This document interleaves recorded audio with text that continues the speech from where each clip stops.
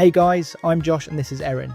We're from the UK and have been together for 5 years, and we had one big idea: to leave the UK with a simple goal, try new things, see more, live more and learn more about ourselves. This is Project Live a Lot, our never-ending trip around the world, with our first 3 months planned in Japan. Blue ponds that don't look real, ramen at midnight, a Ferris wheel on a rooftop. We spent 13 days in Sapporo, walking over 20,000 steps per day, eating everything we could find, and basically just mooching around Japan's northern city. In this video, we're breaking down exactly what we did, where we stayed, what we ate, and what it cost to be able to do this. This is where our adventure started, and honestly, best decision we made. We flew Air China from Gatwick with a Beijing layover. Flights were £772.77, and yeah, we splurged £180 on extra legroom, because 13 hours is brutal without it. Pro tip, worth every penny. It's worth every penny.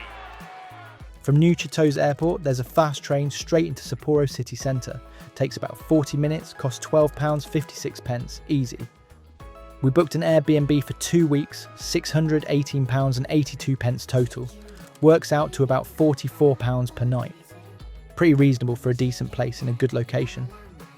Location-wise, we stayed near the Hokkaido University Botanic Garden area, which is just north of Sapporo Station. This turned out to be perfect, and we were about a 10 to 15 minute walk from most things we wanted to see. Sapporo Tower, Odori Park, the underground shopping areas, all super walkable from where we were. Next morning, jet lag woke us up at like 5 AM, so we just started walking. No plan, no map, just exploring. First impressions? It's clean, organised, and way less intense than Tokyo. The city's laid out in a grid system, which makes it super easy to navigate. Odori Park basically cuts the city in half. Everything north is called Kita, north, and everything south is Minami, south. Street addresses literally tell you how many blocks north or south you are. We stumbled on Sapporo Gokoku Shrine, our first shrine in Japan. It's just east of the city centre, tucked away in a quiet area in a really lovely park called Nakajima Park. That was a moment, like, okay, we're actually here. Later, we walked to Sapporo Tower just to get our bearings. It's right at the eastern end of Odori Park, so it's a good landmark to orient yourself. Then we discovered something genius. Sapporo has this massive underground shopping network. Apia, Aurora Town and Pole Town, all connected underground tunnels running beneath the main streets. In winter, when it's freezing and snowy, this must be a lifesaver. You can basically shop and move around the city centre without ever going outside. As well as the underground shopping tunnels, you will find Tanuki Koji Shopping Street, which is about 1 kilometre long and has around 200 shops. I love these inside-outside shopping areas. They keep you dry in the rain and keep you cool when the sun is out, and they are a lifesaver when travelling to most cities in Japan. Why the UK doesn't have these on main high streets, I'll never know. Day 3, we went up Mount Moiwa. It's on the southwestern edge of Sapporo, takes about 20 minutes by tram from the city centre. There's a ropeway cable car that takes you up the mountain to the summit. The Summit Observatory is actually famous for being one of Japan's new 3 most spectacular nightscapes. The whole city lights up as it went dark, and it's for sure worth the trip. Honestly, one of the highlights of Sapporo. The ropeway costs £21.53 return. You can walk up if you want to save money, but trust me, just pay for the cable car. After that, it was time. First proper ramen in Japan. We went to Ichiran, which is this chain where you order from a vending machine, sit in solo booths, and they serve you through a little curtain. The weirdest experience when you first visit Japan, but definitely recommended. We got the tonkotsu ramen, rich, creamy pork broth, perfect noodles, soft boiled egg, cost about £17.63 for both of us. There's an Ichiran in Susukino, Sapporo's entertainment district just south of Odori Park. This area is basically the nightlife hub, packed with restaurants, bars, arcades, and it's super lively at night. Okay, so Sapporo has 2 big seafood markets, Nijo Market and Sapporo Crab Market. Both are pretty central, within walking distance of Odori Park. We hit the crab market first. It's just northeast of Sapporo Station, maybe a 10-minute walk. This place is insane. Huge king crab legs, sea urchins, scallops, everything super fresh. Most stalls have little restaurants attached where they'll cook your seafood, or you can get kaizen don, basically a rice bowl piled high with fresh sashimi. We like sushi, but this was really raw, like super fresh, which is amazing, but also intense if you're not used to it. We probably ordered a bit too adventurously. Still a cool experience though. Cost. Kaizen don £22.30 for both of us to enjoy a fresh seafood lunch. Later we wandered into a pachinko parlour because we had to see what it was about. These are everywhere in Japan, especially around Susukino. If you don't know, pachinko is this Japanese gambling game that's absolutely everywhere. It's loud, like aggressively loud, flashing lights, metal balls bouncing, machines dinging constantly. We put in about £5, had no idea what we were doing, lost it all in 3 minutes. But honestly, worth it just for the experience. Top tip, no filming allowed. We found out the hard way.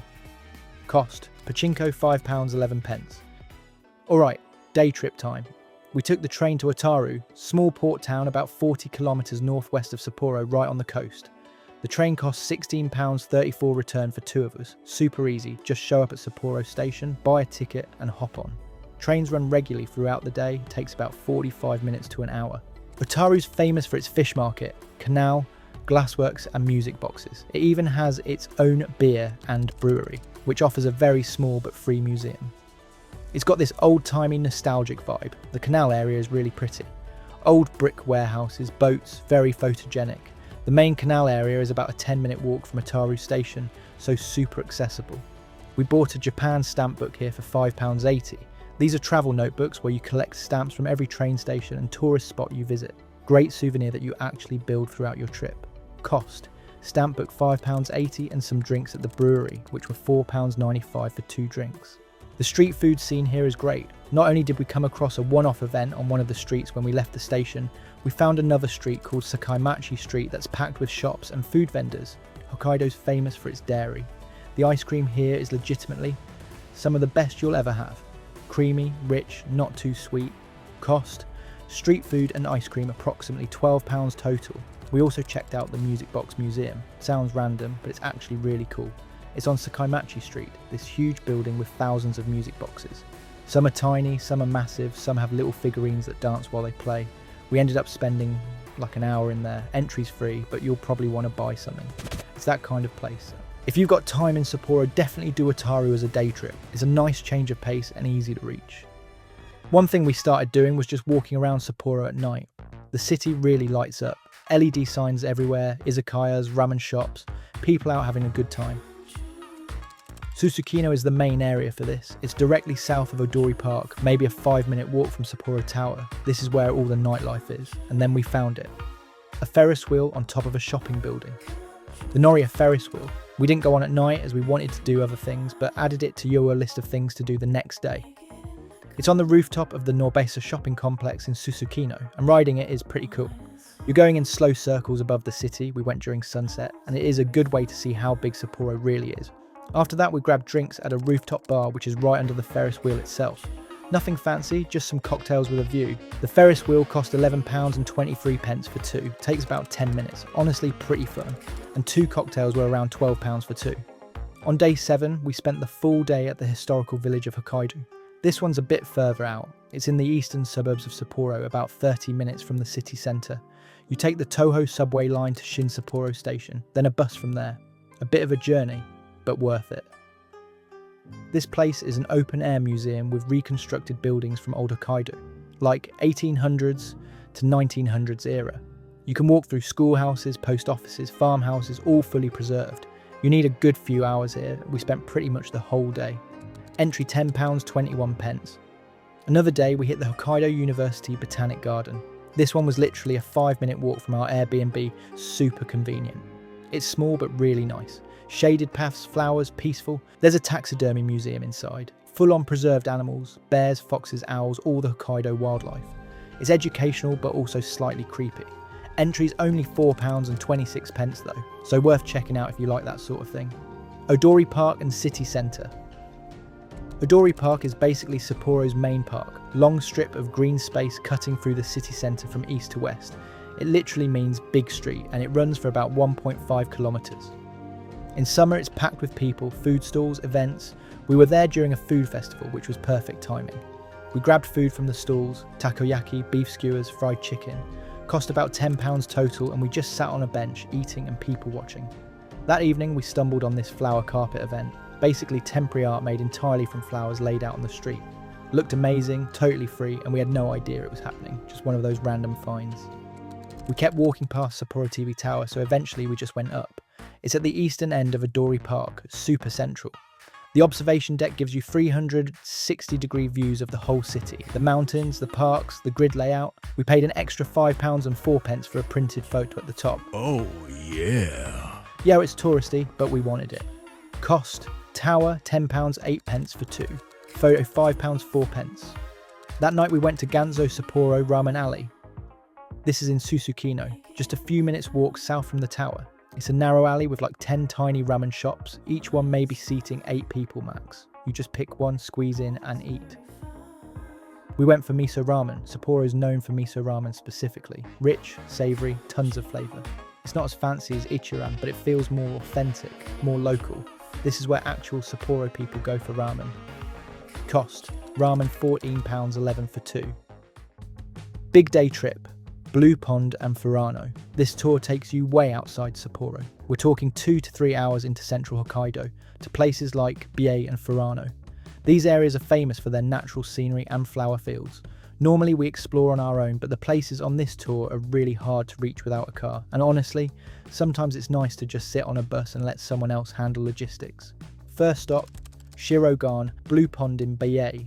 This place looks fake. The water is this bright turquoise blue because of minerals from nearby Mount Takachi, and there are dead white trees standing in the pond.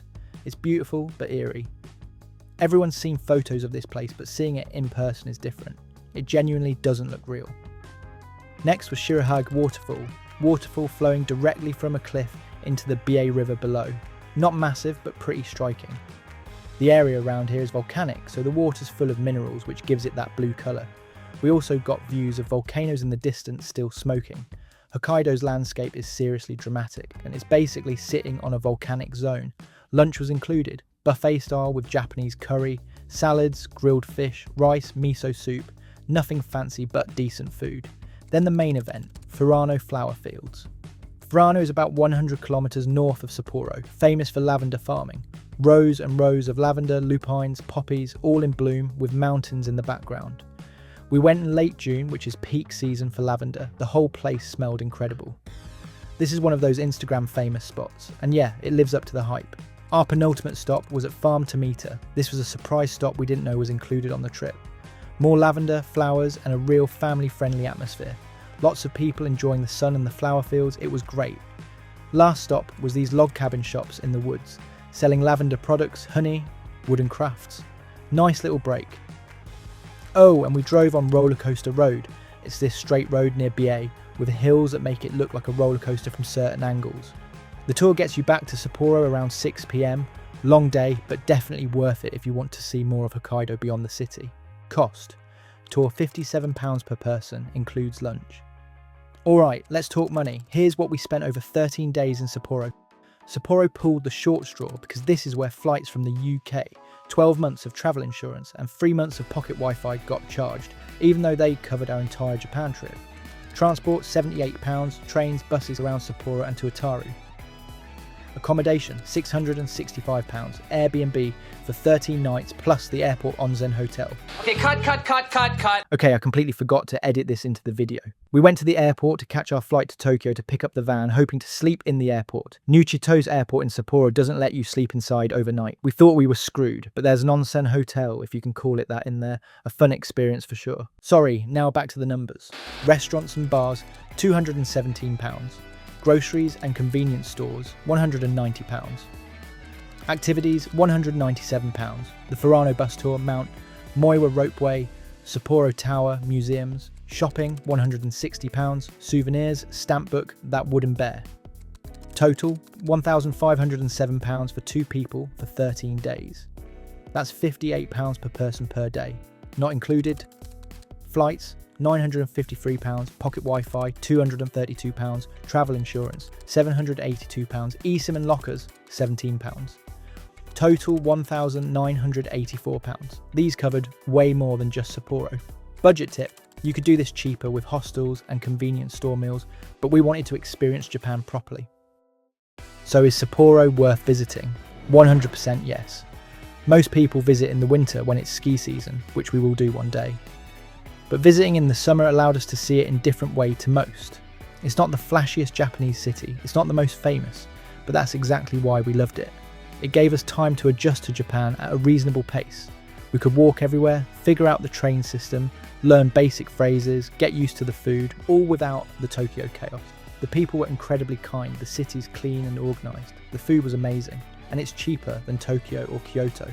If you're planning a long Japan trip, start here. If you're doing a shorter trip and want something different from the usual Tokyo, Kyoto, Osaka route, come to Hokkaido and visit Sapporo if you do. We're so glad we started here. Next stop on our Japan journey, we hired a van to drive virtually the whole length of Honshu, Japan's largest island. And what a trip it was, but Sapporo will always be where it started, where we had our first Japanese ramen, where we won our first gacha, where we first went to a Japanese market, where we first spoke Japanese in Japan, where we learned to slow down, explore properly, and actually live in a place instead of just visiting it.